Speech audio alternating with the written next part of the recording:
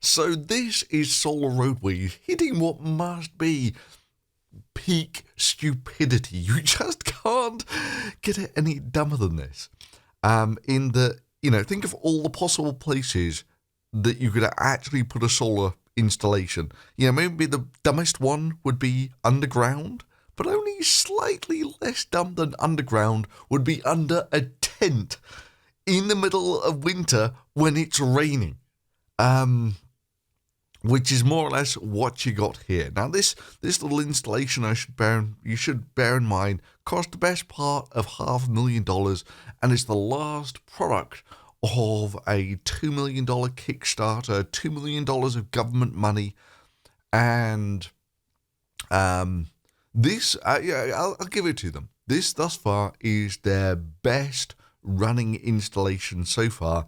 In there are only two things that give you a clue that it's working. The first one is, can you see the lights working? Well, in terms of, do the lights work? What do? Okay, they flash on and off. You can barely see them in low light levels. So they're hardly the most visible of LEDs.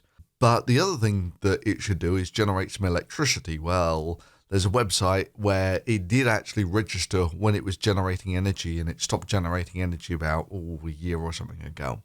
But they've got a new installation now, and apparently it's still not generating any electricity. But there's one other thing I want you to notice. It looks like there's a kind of dryish area around the solar roadways. And I've got my personal suspicion as to what that is. And they've actually, either they're generating so much heat through the LEDs, that's one option, or they're heating them now. And what you've done is essentially you've heated a huge area of concrete. This happens over an extended period of time. This is the most if that's true, this is one of the most unenvironmentally friendly things that you could do. He's basically just put a giant heater under the sidewalk for no apparent reason. This thing would be guzzling up the heat guzzling up the power if this thing is actually running heaters at the moment. But that would account for why it looks kind of dryish around the outside. Now, like I was saying, this thus far has been the one where the LEDs have worked for the longest. The first one bust within a few days, and, they had other ones that sort of caught fire and all that sort of thing. So this time it does look, this thing's been running now for about a month. Apparently not generated a single bit of electricity, but they've not had any obvious panel failures. But I watched some of the bits when they were putting the installation in, and it doesn't look like there's any drainage in there, which basically means that, you've got your wires, and if there is no drainage, the whole thing's basically going to fill up with water, which is not a problem until the seals fail and you get the electricity in contact with the water. Because what you're going to get happen is it's going to start to electrolyze the water, and you'll get things like chlorine gas being formed, which will just corrode away everything. And I suspect that's a large portion of what happened with the old one is they couldn't get the sealings right. And so let me know in the comments below how you think this one's going to... What's the survivability on this one? Now, I'm probably going to be heading to America next summer.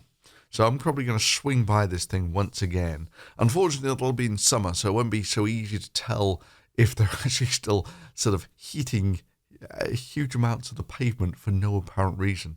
But yeah, what do you reckon? How much of this will still be working by then? Now, I should state that there have been loads of other solar installations around the world, that didn't try and do all the sort of thing with the LEDs, which is completely pointless. I mean, you really can't read them from shallow angles, which is what you would need them for if you're using them for signs on the road. And they don't do anything with them other than just have them flashing dumb patterns like this. I mean, it's more of a disco floor than it is a roadway or well, it's not a roadway at all. No car has ever driven on it. Yeah, but all the other roadways that they've had, they've just been an absolute colossal failure. You know, when the cars start driving on them, they just smash them to pieces in sort of days to weeks.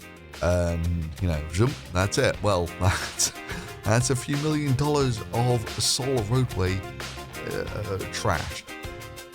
So if you enjoyed that, give it a thumbs up, and thanks for watching.